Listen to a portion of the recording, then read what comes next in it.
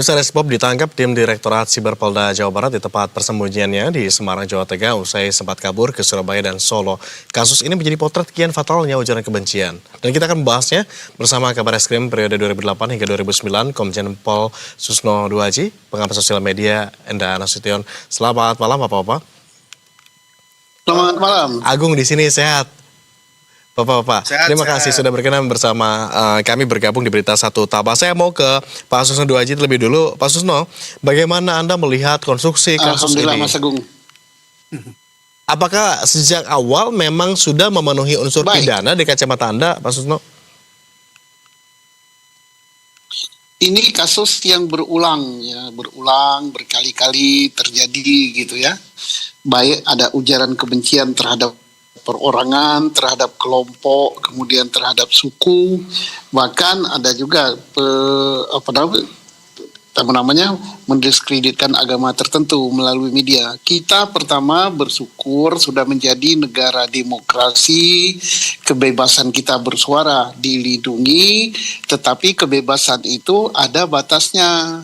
Tidak boleh mengganggu hak-hak orang lain, hak pribadi, hak kelompok, ataupun hak golongan.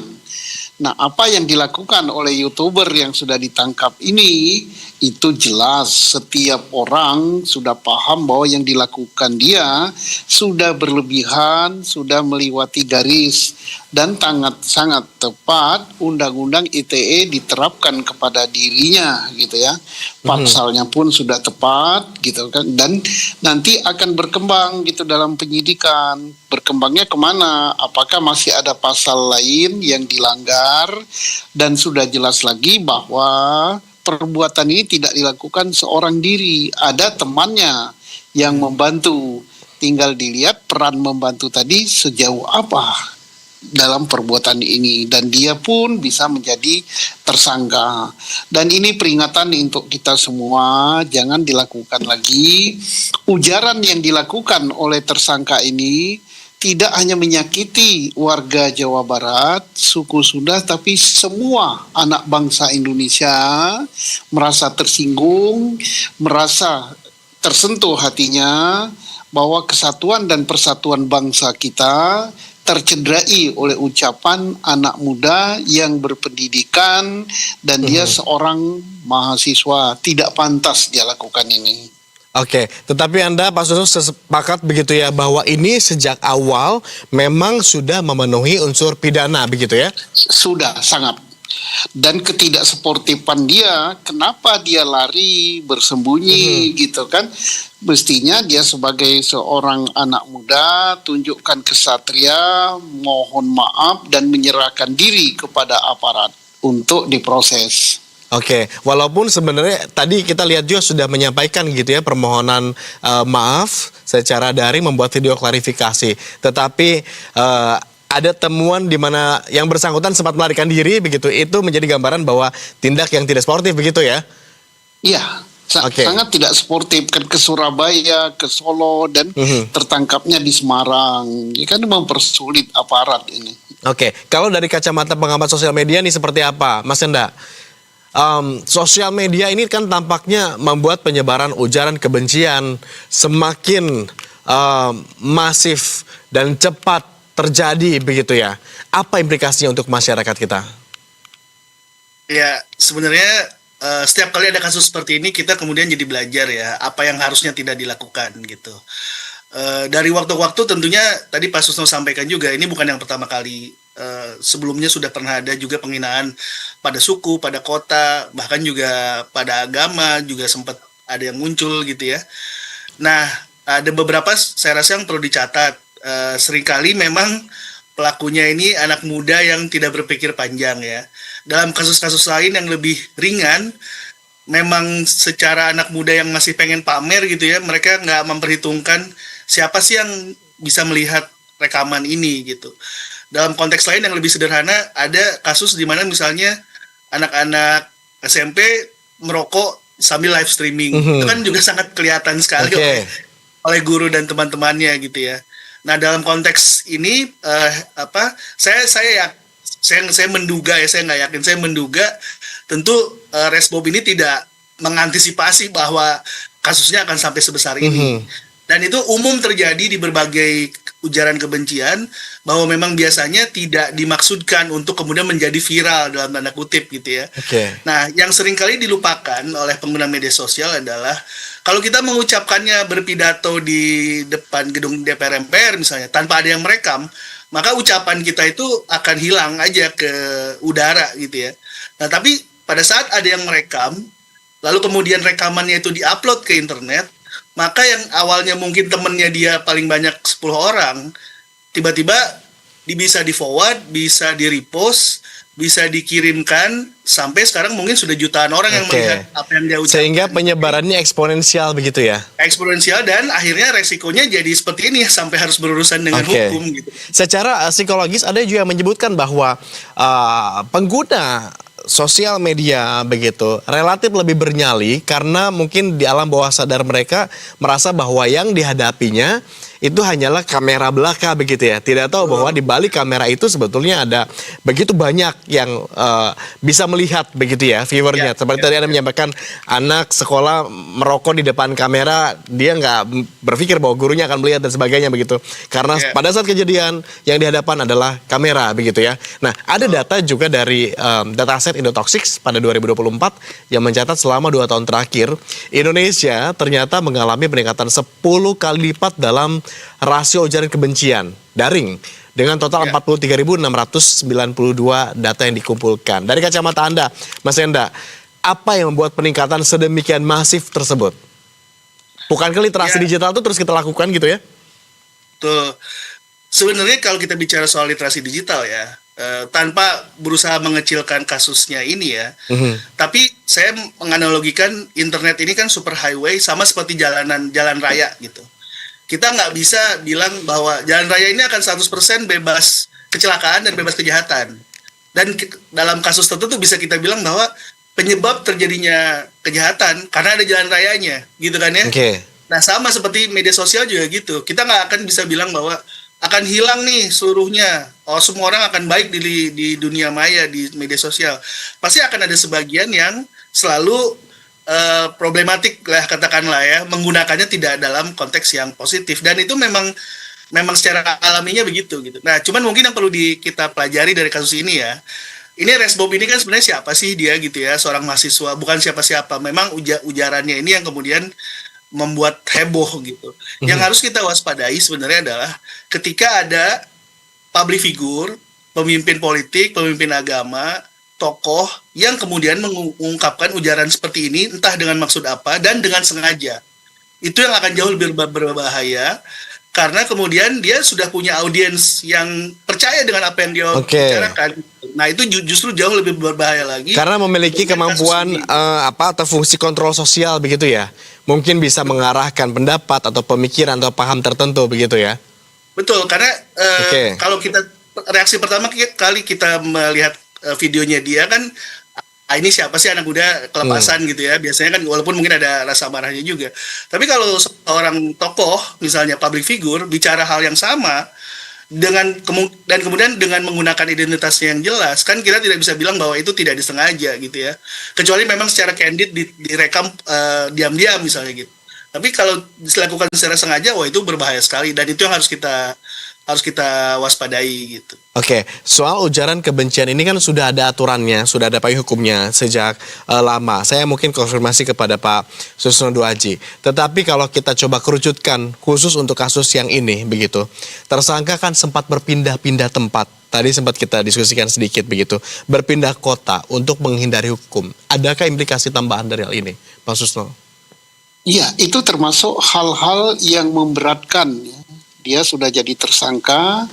Kalau dalam proses peradilan di pengadilan nanti, itu termasuk salah satu tuntutan jaksa bahwa hal yang memberatkan dari terdakwa. Satu, dia orang cukup berpendidikan. Kedua, ucapan dia sangat membahayakan persatuan dan kesatuan bangsa.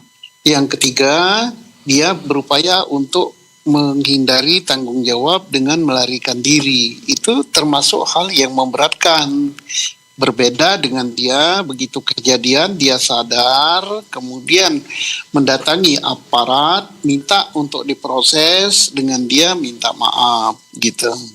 Oke, Pak Susno, kalau Ya. mungkin Anda juga menilik ke belakang berdasarkan pengalaman Anda, kedudukan Anda sebelumnya sebagai Kabar Eskrim di periode 2008 hingga 2009. Kasus ini kan memicu reaksi keras dari kelompok masyarakat yang merasa dihina begitu ya, dalam tanda petik. Seberapa besar sih kira-kira potensi konflik horizontal jika kasus seperti ini kemudian tidak cepat ditangani atau tidak cepat kemudian ditangkap tersangka? Ya, kita berterima kasih kepada Polri memberikan penghargaan, cepat sekali reaksinya, langsung walaupun belum ketangkap karena unsur sudah memenuhi, dia jadikan tersangka, kemudian dikejar sampai ke Jawa Timur. Mengapa demikian? Karena Polri tahu bahwa ini dampaknya sangat besar. Kalau tidak ada penanganan akan menimbulkan kemarahan dan bisa menimbulkan konflik horizontal. Tapi dengan ditangkap, saya yakin gitu saudara-saudara kita dari Jawa Barat, khususnya suku Sunda, akan merasa bahwa terobati, bahwa aparat tidak diam.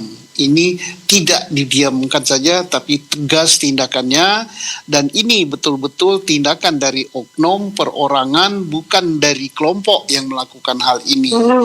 Jadi terhindarlah terjadi bentrokan antara dua golongan, dua kelompok, dua suku gitu. Ini bagus.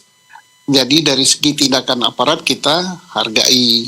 Dan ini kita harus juga memberi pendidikan kepada publik bahwa media sosial itu sangat penting bagi Republik Indonesia dan bagi negara demokrasi.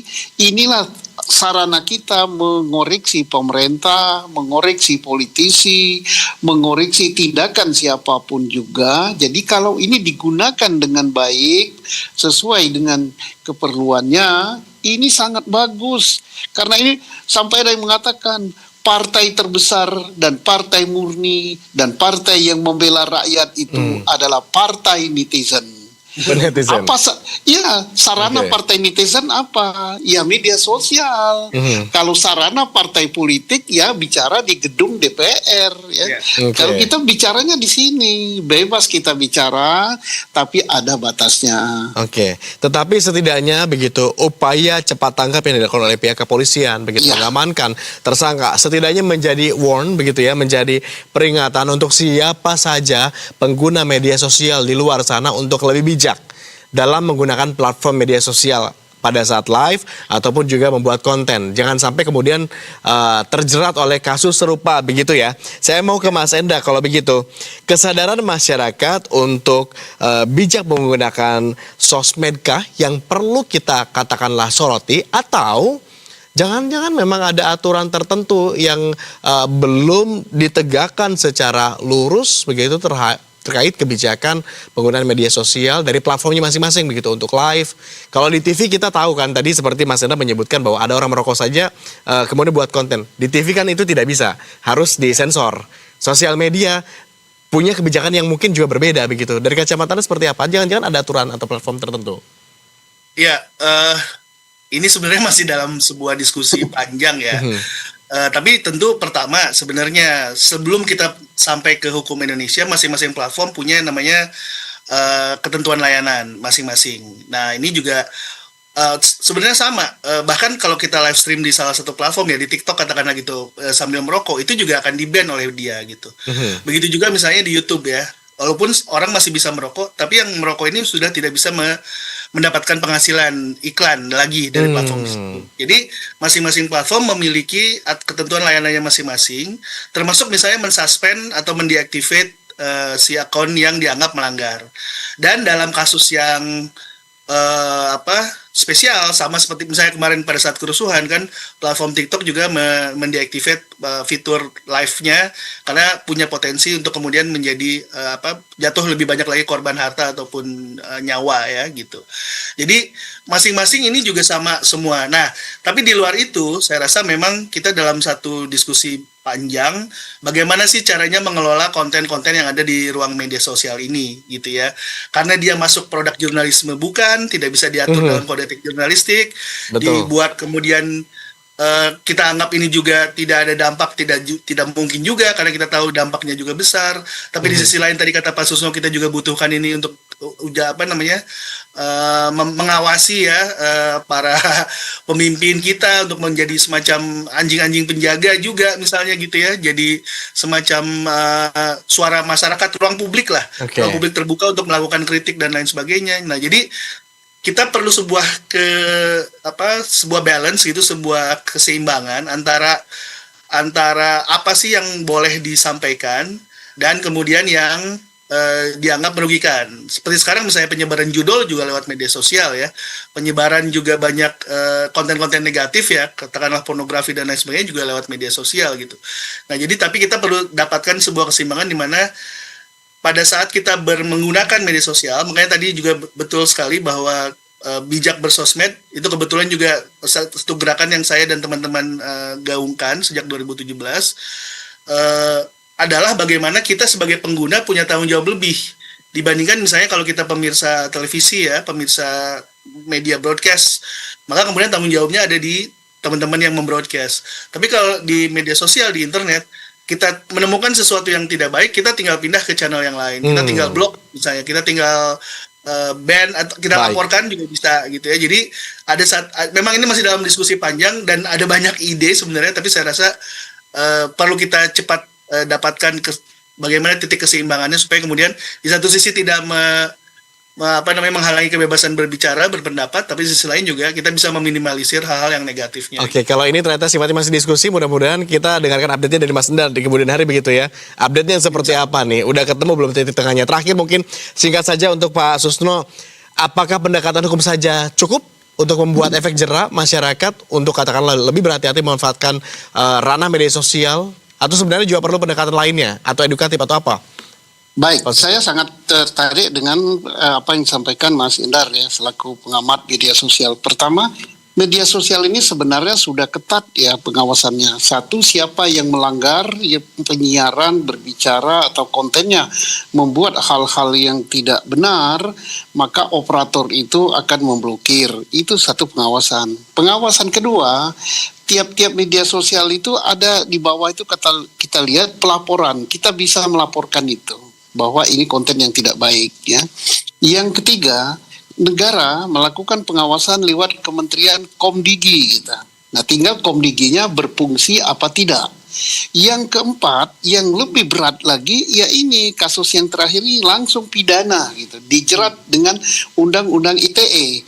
Kalau media konvensional seperti televisi, koran, radio dan sebagainya tidak langsung dibawa ke ranah pidana, tetapi ke Dewan Dewan Pers. Dewan Pengawas juga ya.